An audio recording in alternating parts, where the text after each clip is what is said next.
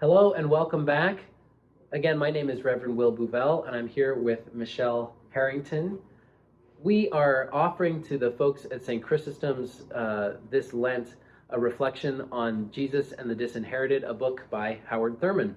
And we welcome all those of you who might not be a part of our parish who are curious and are listening along with us. We hope these conversations can be helpful for you too.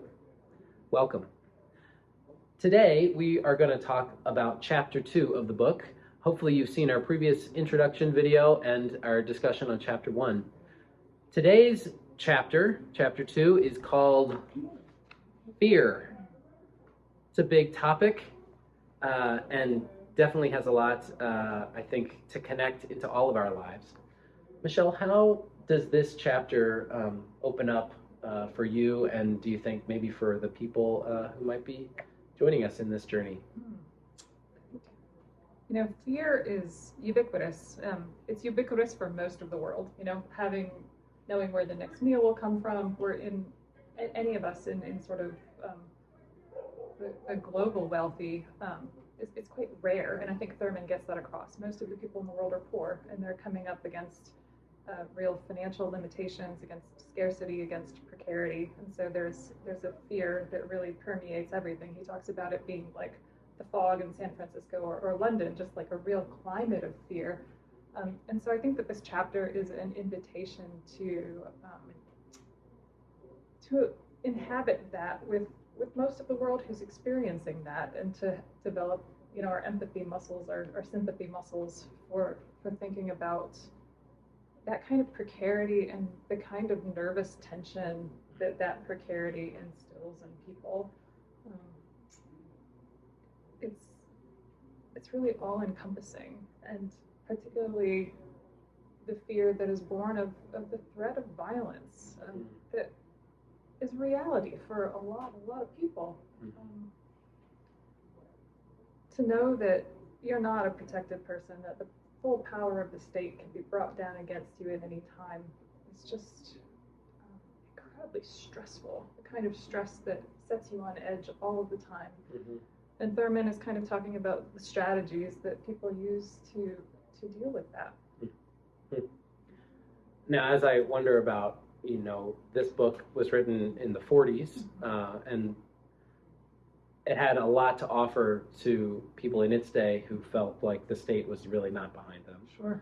And I imagine that a lot of our readers in 2023 will wonder how much that time has really passed, and also wonder if this kind of situation still speaks into our times, not just for those who are continually poor and not supported fully by the state, but for those of us who are. Yeah.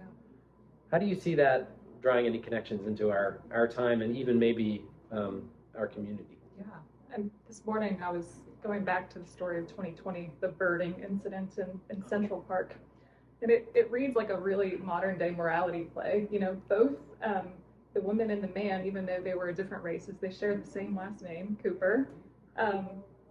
But it was a white woman whose dog was off the leash, who felt that she, perhaps by virtue of her social position, didn't have to follow the rules in a place where dogs were supposed to be on leash. And she had a black birder who asked her to releash her dog, and she called the police on him. And I think that this is a kind of modern day morality play example of who's allowed to leverage the law on their behalf, who will be credible in the circumstances or presumed to have credibility, who can skirt the law with some measure of impunity, perhaps.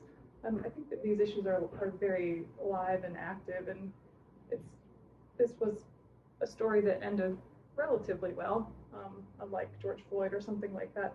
But I think it shows which of us have the power of the law behind us and are presumed credible and presumed to be able to experience pain, to have their pain matter. And I think that Thurman is getting to these issues in a deep way that's still very relevant.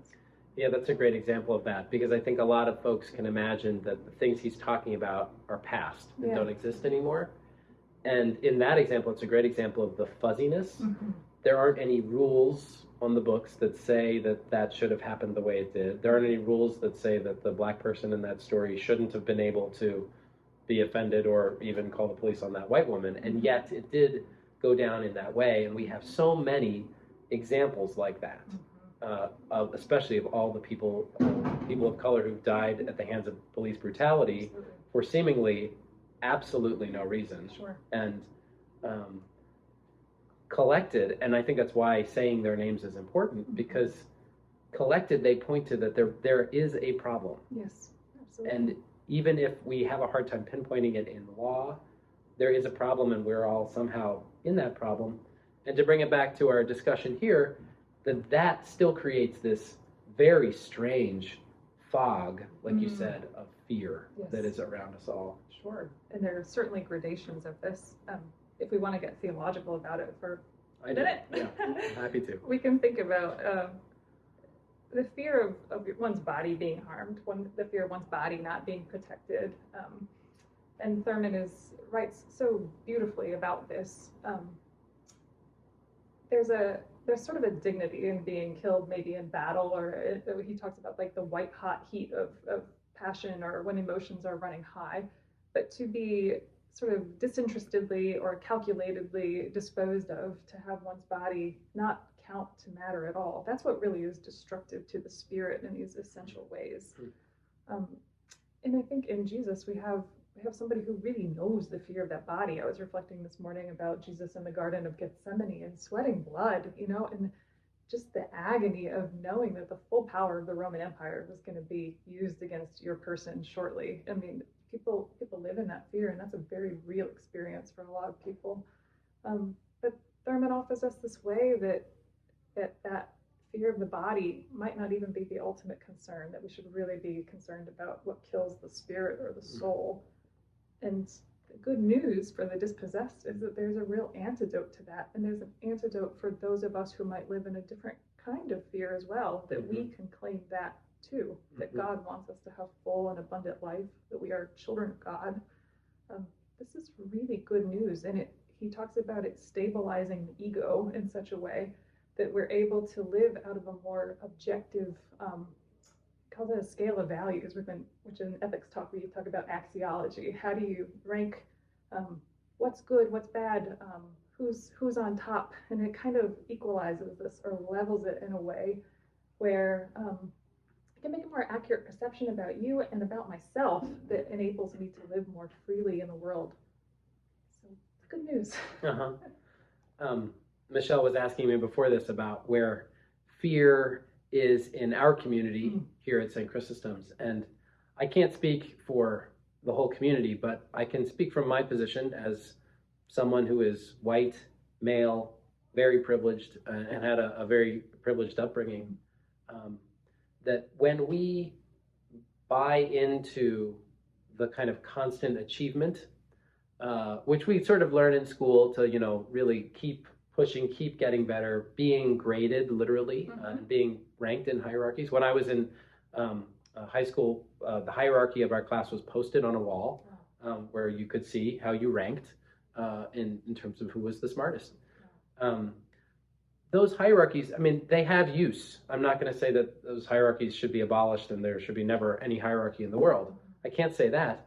But I can say that those hierarchies form us into a kind of pattern of living that, at least in my life, has pushed to always invite more and more achievement, as if the achievement were necessary in order to find my identity and to justify that I have a good life.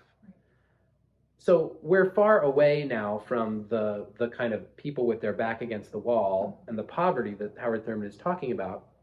But I feel like there is a connection of a kind of fear that I think is present in the world that I circulate in, which is that I'm not going to be good enough, and that I'm not doing enough to be good enough. And sometimes our theologies and even our Christian language can seem to prompt us to doing more in order to deserve the things that Jesus offers us. What I hope you all will reflect on in this chapter specifically is how much that language of being a child of God has to serve us as well in this community, and how it might speak maybe not to the threat of violence to our bodies in the way that it does in Howard Thurman's book, but how it does speak to the violence of our hierarchical formation, which has told us about at least who I feel like I'm supposed to be. And that answer of being a child of God is the opposite of those hierarchies.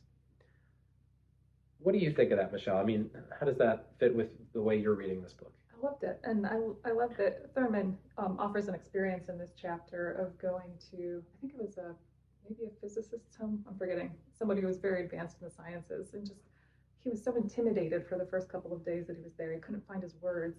And then he realized that he had his own gifts, and that man happened to be great at whatever form of science or excellence that this guy was a part of, but that he knew a lot about politics. And so he was able to judge himself objectively and objectively sort of see where his gifts were, and to be able to share that. And Howard Thurman has this phrase, humility cannot be humiliated. And it's one that's theologically enjoined to us. Like, we're not supposed to be haughty, we're supposed to be humble. And if we can really bring ourselves as beloved children of God to the encounter with another human being, then there can be real encounter and real participation there, the participation in common work of building up the world. And I think that that's really good news too. Yeah, there's a incredible irony of in this humility that we find before God, that we also are finding an equality and a dignity that builds us up. So it's not only humility to keep us down and to try to, you're not, don't think too highly of yourself, which I think is how a lot of us hear humility, but rather it's a humble disposition towards the one who made us, and willing to look, I think, in mystery and awe and wonder at something we can never fully understand, to the mystery of God. And then through that we find this, Michelle has so much greater credential than I do in this conversation. Michelle has a PhD. Michelle she's schooled in Christian ethics. Michelle, I could view her as just being better than me in this work, because she has so much more to offer. And I'm grateful, to you and to get to benefit from your knowledge. And also, we're so used to power dynamics like that, forcing one down and one up. And the challenge, like you said in that example from the physicist, is to find that we each have things to bring. Absolutely. I grow from your gifts as well. And that actually, what a blessing, what a relief. I find it to be a great relief to realize, I don't have to pretend to be something. I don't have to feel like I'm not enough. I don't have to feel like I'm better than. And I do find, and it alarms me, that as I go about my day, I see myself ranking myself almost all the time.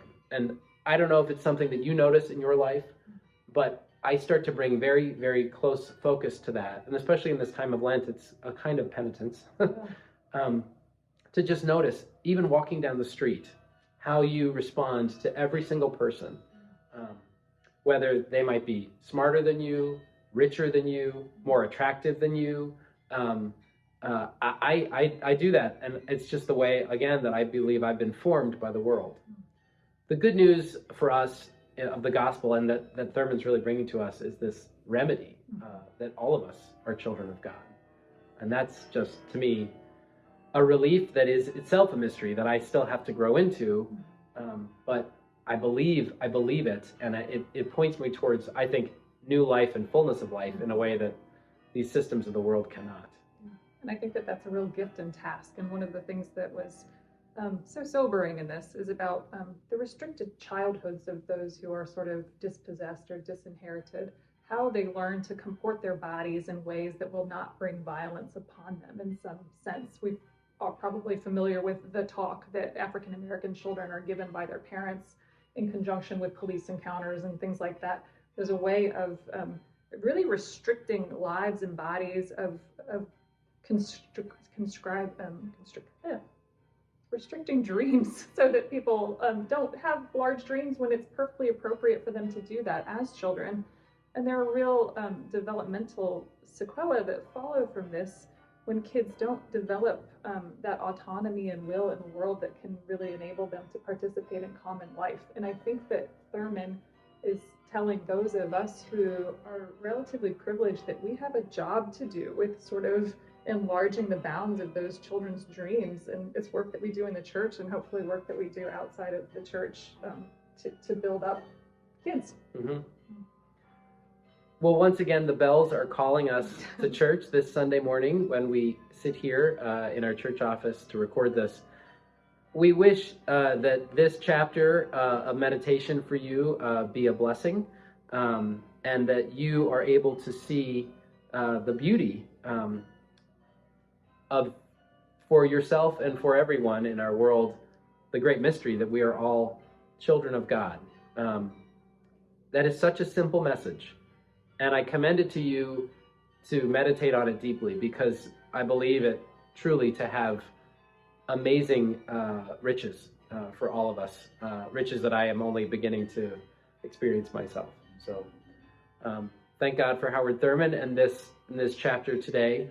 I look forward to the next one next week. Have a great week.